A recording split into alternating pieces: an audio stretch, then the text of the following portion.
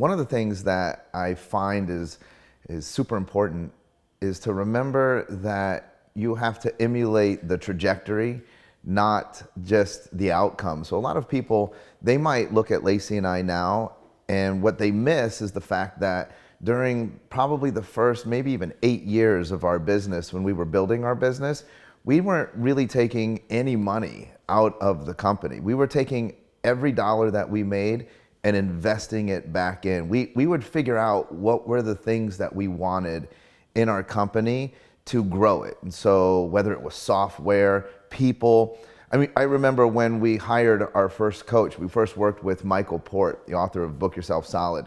And frankly, we didn't even have the money to be able to afford to pay what his fee was. But I think that an entrepreneur always thinks like, how do I come up with the money? And so we figured out ways to create the money.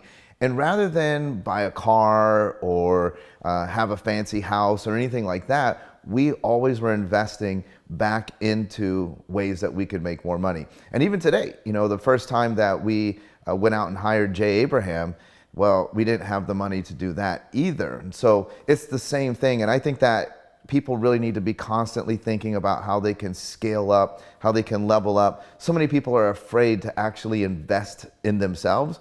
That's one of the reasons why I think people get stuck.